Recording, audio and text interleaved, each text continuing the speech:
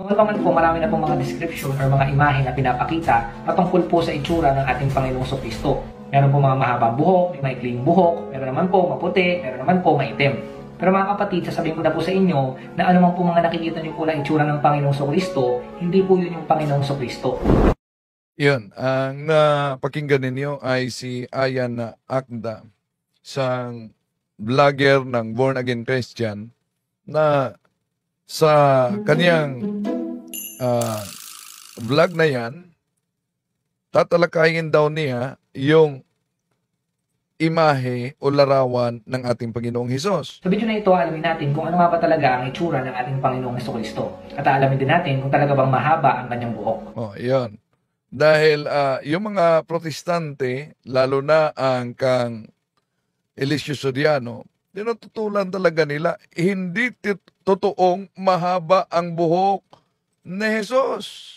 Bakit? Napakalinaw po ang sabi ni San Pablo diyan sa unang Korinto, Kapitulo 11, versikulo 13, na sinabi, huwag magpahaba ng buhok. Kaya, kung ang larawan ng ating Panginoon Jesucristo ay mahaba ang buhok niya, taliwas umano ito sa mabasa sa unang Korinto, Kapitulo 11, versikulo 13, unang Korinto 11, 14. Tatalakayin muna natin ito, samahan ninyo ako. Tatalakayin natin ito bago tayo papasok sa punto por punto. Sa video na ito, alamin natin kung ano nga ba talaga ang itsura ng ating Panginoong Kristo. At alamin din natin kung talaga bang mahaba ang kanyang buhok. So, alamin daw umano, ano talaga ang itsura? So, ibig sabihin, alam ba ng mga born again ang itsura ng ating Panginoong Hesus? Alam naman natin na ang born again ay sola scriptura sila, Bible alone. Meron silang 5 alone. Yung 5 alones. Ano ba yung doktrina ng mga born again na kinopya mula pa sa panahon ni Martin Luther na nauna nating tinatalakay? Yung tinatawag na sola scriptura, meaning Bible alone, sola fide, pananampalataya, faith alone, yung sola gratia, grace alone, yung sola Christi, Christ alone, sola Deo gratia, glory to God alone. Pero yung 5 na alone nila, mga kapatid, di yan makikita sa Biblia. Kahit ang salitang sola scriptura. So pakinggan natin si Ayan Akda ng Born Again. Noon pa man po, marami na pong mga description or mga imahe na pinapakita patungkol po sa itsura ng ating Panginoong Kristo. Meron po mga mahabang buhok, may maikling buhok, meron naman po maputi, meron naman po maitim. So iba-iba po talaga. Pero madalas po mga kapatid, ang pinapakita po na itsura po ng ating Panginoong Kristo sa mga rebulto, sa mga paintings, sa mga picture, o kaya man po sa mga movies, ay yung Panginoong Kristo na mahaba yung buhok at maputi. Usually po yung image na pinapakita po patungkol po sa Panginoong Kristo, nakita po natin na may pagka-European po yung itsura ng Panginoong Kristo. So yan po yung madalas na alam po natin na itsura ng Panginoong Kristo. Kasi po yun po yung madalas na pinapakita po dito po sa ating mundo. Pero mga kapatid, sasabihin ko na po sa inyo na anumang po mga nakikita niyo po na itsura ng Panginoong Kristo, hindi po yun yung Panginoong Kristo. Yan.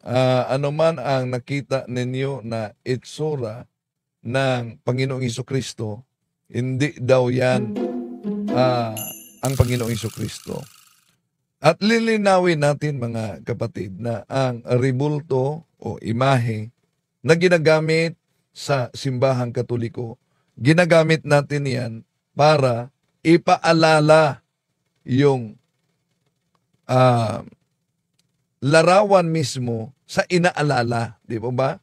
At alam naman natin na kahit sa Biblia, ang pag-alala, kahit hindi eksaktong-eksakto, ang etsura doon sa gustong ipaalala, sa gustong ipahiwatig, ay ginagamit yan noon pa man sa mga apostoles. Bakit?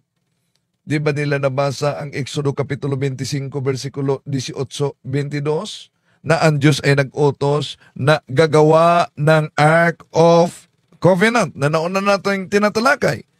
Nang ipinagawa niya ang Ark of Covenant, hinalagyan niyan ng 2 larawan ng mga kerubin na gawa sa ginto. Ano ang mabasa sa Exodo Kapitulo 25, versikulo 22? Di po ba napakalinaw? Anong sabi? Sa pagitan ng dalawang kerubin na ginto, ito'y nagpaalala sa presensya ng Diyos. O di po ba? Sa pagitan daw ng dalawang larawan na kerubin na ginto, yun ay nagpaalala sa presensya ng Diyos. O ano sa tingin mo? Yun po bang Diyos ay mukhang kerubin? Mukhang Ark of the Covenant? Hindi lang yan. Kung tingnan natin sa Biblia, si Propeta David at yung mga taga-Israel, alam nyo ba, niluluhuran nila ang harap mismo sa kabanang tipan na may mga larawan ng kerubin. Bakit? Dahil ang Diyos ba ay mukhang ginto? Ang Diyos ba ay mukhang Ark of the Covenant? Kaya nga, ang pag-alala, kahit hindi eksaktong-eksakto ang etsura, doon sa gustong ipaalala o ipahiwatig, kahit sa lumang tipan, ginagamit na yan, Ark of Covenant. Exodo 25, 19, 22. At kung tingnan natin ang mabasa sa Biblia, lalo na itong salin ng protestante na tinatawag na ang salita ng Diyos, mabasa po natin sa Juan Kapitulo 10, versikulo 14. Ako ang mabuting pastol, sabi ito ng ating Panginoong Hesus. Kilala ko ang aking mga tupa at kilala ako ng aking mga tupa. Ano daw? Kilala niya ang kaniyang mga tupa at, sabi sa naturang talata, kilala ako ng aking mga tupa. Karamihan sa mga anti-Catholic mga kapatid, walang imahe. Allergic ng larawan. At dahil allergic sila ng larawan, nang sinabi ng ating Panginoong Hesus na ako ang mabuting pastol, kilala ko ang aking mga tupa at kilala ako ng aking mga tupa. Ano ba ang larawan ng Panginoong Hesukristo? Ano ba ang kanyang picture? Ano ba ang kanyang imahe? Kung ang tunay na tupa ng ating Panginoong Hesukristo sa Juan Kapitulo 10, 14, sinabing, kilala ako ng aking mga tupa at kilala ko ang aking mga tupa. Di ba? Kaya nga, kung sisilipin din natin ang mabasa sa salin ng protestante, ginagamit natin itong salin ng protestante dahil alam naman natin yung mga protestante, born again, gaya ni Ayan Akda ay dapat mabasa sa Biblia. Kung tingnan natin ang The Living Bible sa Galatians chapter 3 verse 1, of all is Galatians, what magician has hypnotized you and cast an evil spell upon you?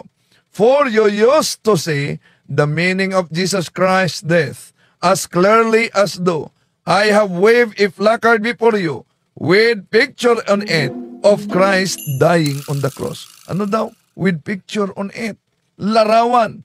Salin yan ng mga protestante, mga kapatid. Di ba? Okay, tuloy natin si Ayan Akda. Dahil wala pong nakakaalam kung ano po talaga yung itsura niya. Kasi walang nakakaalam kung ano ang itsura ng ating Panginoong Hesukristo. Di ba alam niya ang history na may katakom during sa pag-uusig na ang mga Kristiyano ay nagtatago sa katakom at doon naglikha, gumawa sila ng larawan at ayon sa history, ang first image na ginawa ng mga early Christians ay ang Good Shepherd. Bakit Good Shepherd?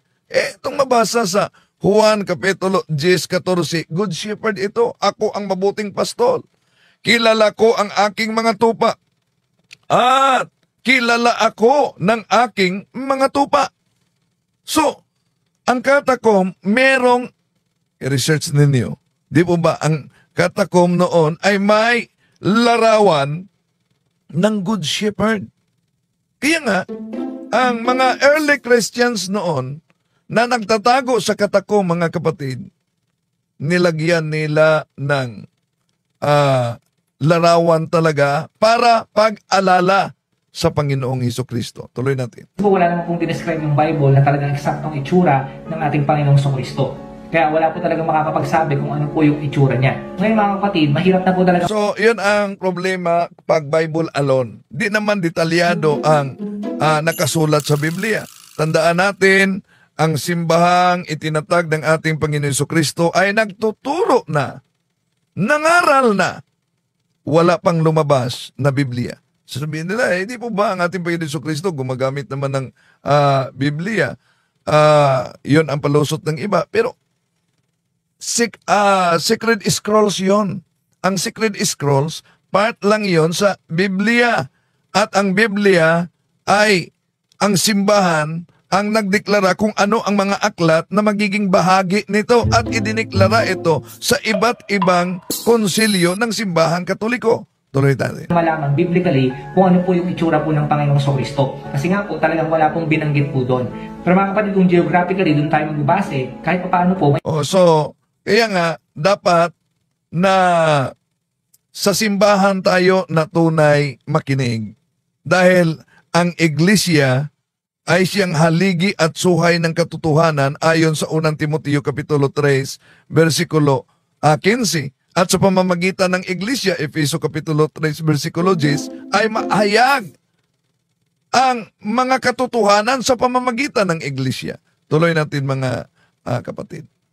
I-imagine po natin kung ano po yung itsura ng Panginoong Kristo. Ngayon po mga kapatid, alam naman po natin na yung ating Panginoong Kristo, nanirahan po siya doon po sa bansa. So, ang sabi niya, yung mga ipinakita niyang larawan, hindi daw yon ang larawan ng ating Panginoong Hesukristo.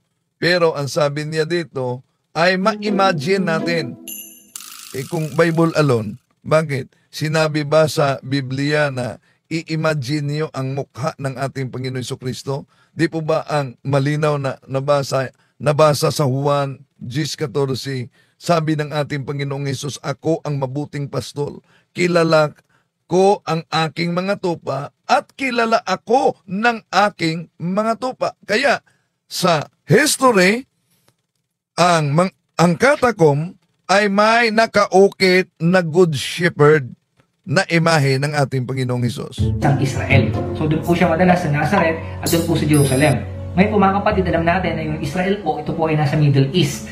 So ano po ang i-expect po natin sa itsura po ng mga taga-Middle East? Siyempre po, yung mga typical na itsura po nila. So usually po, yung mga lalaking taga-Middle East, yung kutis po ng balat nila, medyo light brown po sila. Yung iba naman po, medyo dark brown na. Yung mga mata rin po nila, brown o kaya man po dark brown. At meron din pong itim. At marami po mga taga-Middle East na lalaki, nagpapahaba po talaga sila ng mga balbas or bigote. At kung yung height naman po yung pag-uusapan, average height lamang po yung kanilang mga tangkad. Ngayon po meron po isang medical artist nagpakita po ng isang ilustrasyon ng isang typical po na itsura ng 1st century Palestinian Jew. So ayon po sa kanilang research at pag-aaral, halos ganito po yung itsura ng Panginoong Kristo. Kung babalikan po halos ganito ang itsura daw ng Panginoong Hesukristo natin yung panahon niya. So malayo po yan sa mga napapanood po natin ng mga pelikula patungkol po sa Panginoong Kristo o kaya man po sa mga nakikita nating pictures or mga rebulto. So theory pa lang yan. At theory, it needs to be proven. Pero yung mga kapatid ay eksperimento lamang po. Hindi po eksperimento. Hindi yan ang sinasabi na yan po talaga yung itsura ng Panginoong Kristo. Tama. So bumase lamang po sila doon po sa lugar, sa history, sa culture, at sa tradition po noong unang panahon. Kaya nasabi po nila na malapit po dyan yung itsura ng ating Panginoong Kristo. Yung iba naman po, hindi man nila nakita yung Panginoong Kristo noon, pero based naman daw po sa kanilang vision o kaya man po sa mga near-death experience, na-describe po nila yung itsura po ng Panginoong Kristo. Nagpakita raw po sa kanila yung Panginoong Kristo. Tulad na lamang po ng isang painting ni Akian Kramaric. So sinasabi niya na bagamat atheist yung kanyang nanay at wala siyang alam patungkol sa Panginoong Kristo, na i-paint na raw po yung itsura ng Panginoong Kristo at ganito po yung lumabas. Kasi bunga din sa kanyang imagination. Ngayon po, ayon po sa isang nakaranas po ng near-death experience na si Colton Barco, sinabi niya po na ganyan din daw po yung nakita niyang itsura ng Panginoong Jesucristo nung siya po ay nakapunta sa langit. Parehong-pareho ng painting na pinaint ni Akian Kramaric. So yung maaaring iba po natutuwa po sa painting po na yun kasi nga po iniisip po nila na yung talaga yung itsura ng Panginoong Jesucristo. Pero mga kapatid, sasabihin ko po sa inyo, hindi pa rin po tayo makakasigurado kung totoo po yung mga vision po or near-death experience po nila. Ngayon po mga kapatid, patungkol naman po sa buhok ng ating Panginoong Jesucristo. Sa iba po kasi big deal po ito kapag mahaba po yung buhok sa lalaki. Ngayon po mga kapatid, totoo po ba na mahaba po yung buhok ng ating Panginoong Jesucristo tulad po ng mga napapanood po natin o mga nakikita po natin? Muli po mga kapatid, wala rin pong sinasabi yung Bible patungkol po sa hairstyle ng ating Panginoong Jesucristo, kung mahaba ba ito or hindi. So yan ang resulta sa Sola Scriptura, mga kapatid, Bible alone. No, para sa kanila dapat detalyado ang nakasulat sa Biblia. Dahil hindi detalyado kung ano ang hairstyle ng ating Panginoon Jesucristo, wala silang kasiguruhan. Tandaan natin, hindi detalyado sa Biblia saan namatay ang mga apostoles, saan sila inilibing. Ibig po ba sabihin, din sigurado sila na namatay at nalibing ang ating mga apostol? Pero, isa lang ang sigurado, na ang mga relikya ng mga apostol, kahit nga sa Talamban Cebu, sa Agustinian, di ba may iba't ibang mga relik, mga mamliliit na buto sa mga apostoles. Relikya yan. No? At sila'y inilibing sa libingan sa simbahang Katoliko. Kahit nga si San Pablo, may basilika, San Pedro, may basilika. May apostol bang nakalibing sa simbahan ng Protestante? Mga kapatid, tandaan ninyo, yung mga apostol ay napakahalaga yon dahil sila ang unang haligi sa pananampalataya. Pero ni isang Protestante, wala talagang maituro na nasa kanilang simbahan nakalagay yung mga relikya ng mga apostol, kundi sa simbahang Katoliko lamang. Ngayon po, masasabi lang po natin, pwedeng mahaba, pwede rin pong maikli. So, pwedeng mahaba, pwedeng maikli, yun ang masasabi sa ating Panginoong Hesus. So, ibig sabihin, kung sola scriptura, Bible alone tayo, na dapat nakasulat sa Biblia, ang resulta nito, ang theology natin ay hula-hula lang. No? Pwedeng mahaba, pwedeng nagpagupit, no? Bakit?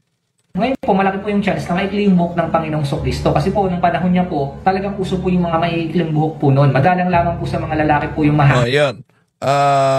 Ano daw? Malaking posibilidad na maikli. So, yung pinakita niya na larawan naman, larawan yan sa mga sa mga saksi ni Jehovah. Yeah? Larawan yan sa saksi ni Jehovah na malaking posibilidad daw na maikli. Haba yung buhok ng panahon po na yon. At hindi po nagpapahaba ng buhok yung mga Hudyo ng panahon ng Panginoong Jesucristo. Sa katunayan nga po, ayon po sa mga scholar, kahihiyan po para sa mga Hudyo ang may mahabang buhok ng panahon po na yon. Ngayon po mga kapatid, may posibilidad. Sinong scholar ang nagsabi na kahihiyan ng mga Hudyo ang mahabang buhok? Sino? Meron bang scholar na nagsabi na kahihiyan? Una, kung tingnan natin ang mabasa sa Biblia, Números Kapitulo 61:21, merong mahaba ng buhok doon sa mga Hudyo, yung Nazarite. Tuloy natin. Na pwede rin mahaba yung buhok ng ating... Pwede rin. So, sabi niya, di pwede na mahaba ang buhok ng mga Hudyo dahil kahihiyan kung mahabang buhok. Pero ngayon, pwede na rin. Panginoong Jesucristo noon. Kung siya po ay sumunod po sa vow na tinatawag po na Nazirite. Yan ang sinabi natin, Nazarite. Números Kapitulo 6, versikulo 5. Ang sabi nga po sa Numbers chapter 6, verse 5, ang isang may panata ay huwag magpaputol ng buhok sa buong panahon ng kanyang panata.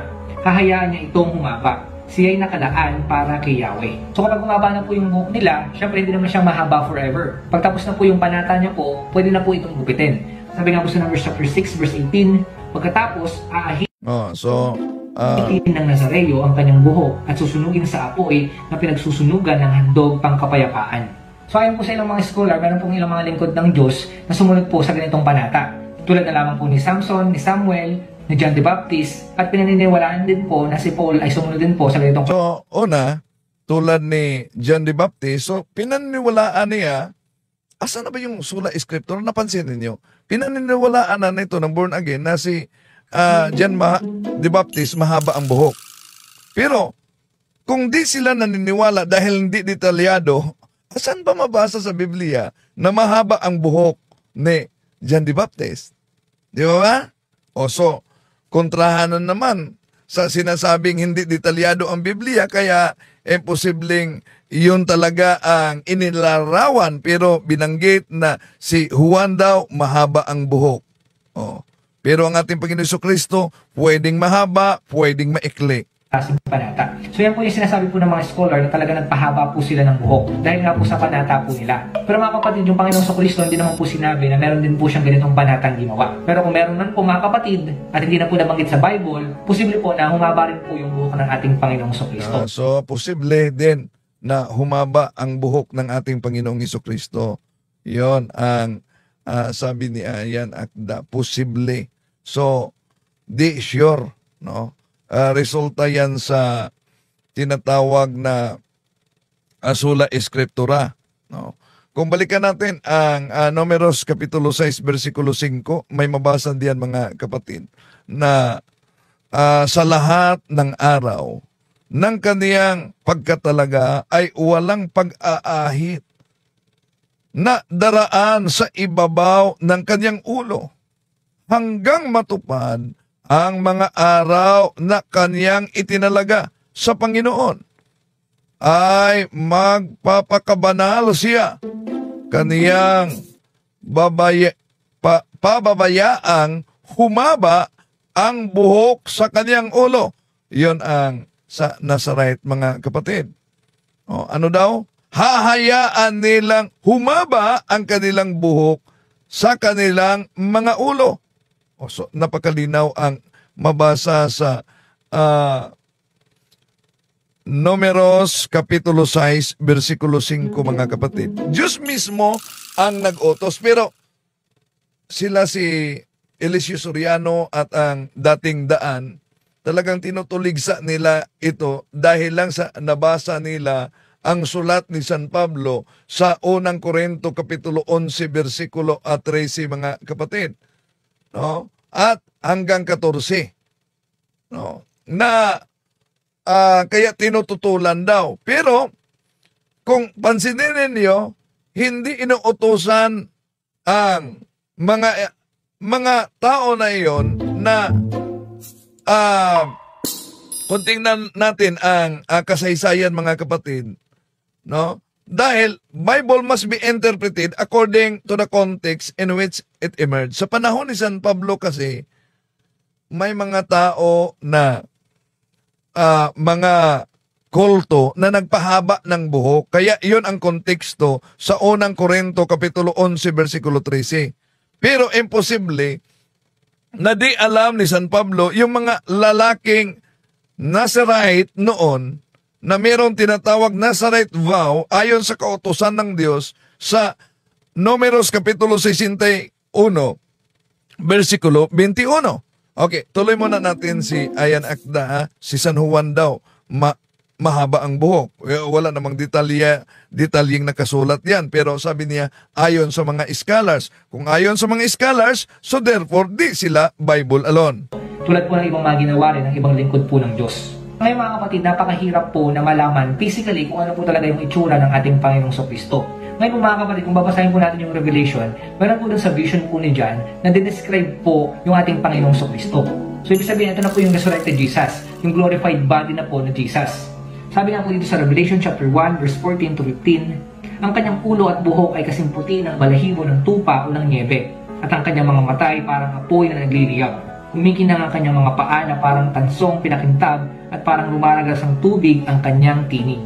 So mga kapatid, yan po yung isa sa pinakamalapit at pinakamalinaw po na description po. Bagaman hindi po describe exactly kung ano po talaga itsura niya, pero yan po yung makikita po natin pagdating po ng panahon. So mga kapatid, bagamat ngayon hindi po natin makikita yung Panginoong Jesucristo, pero darating po yung panahon sa second coming, makikita po ng maraming tao yung ating Panginoong Kristo. Siyempre po, sa pangalawang pagbaba niyo po dito sa lupa. Ang maganda po, pagdating po ng panahon, pag bumalik po yung Panginoong Kristo po dito sa lupa at nag-rule po siya dito sa mundo po natin, makikita po ng lahat ng tao kung ano po talaga yung itsura ng ating Panginoong Kristo. So yun po yung abangan po natin mga kapatid, at talagang napaka-exciting po nun kasi po makakaharap po natin yung Panginoon mismo, makikita po natin siya sa personal. Yung binabasa lamang po natin sa Bible, yung mga naririnig lang natin sa sermon, makikita po natin pagdating po ng panahon. So hindi lang po tayo basta may starstruck pagdating ng Panginoong Kristo. At makikita talaga ang ating Panginoong Hesus sa tinatawag na General Judgment.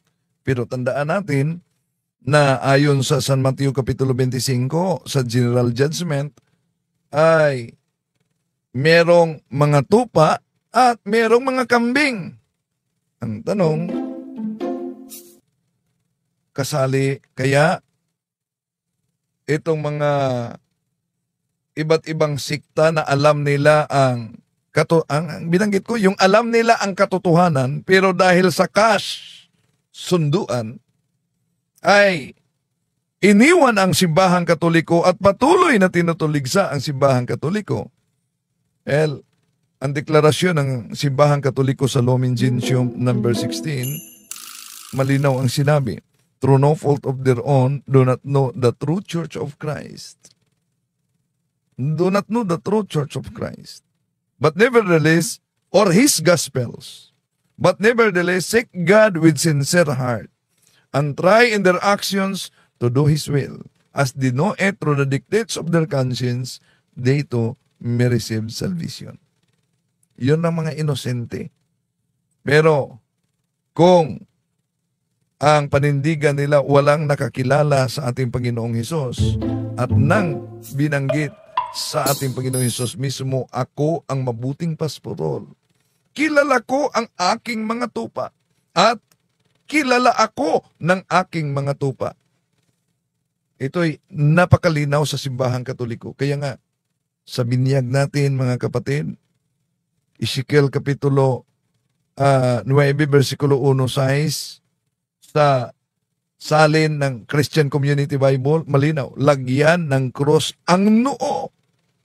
Cross ang noo. At sa binyag natin, bawat nabinyagan ay nilagyan ng cross, tanda sa ating kaligtasan. 1 Korinto 1:18.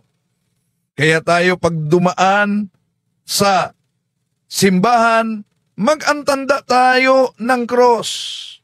Dahil para sa atin, yun po ang maikling panalangin bilang Kristiyano Katoliko. Maikling panalangin na binanggit natin ang Ama. Bakit dito? Sa noo. Dahil ang Ama,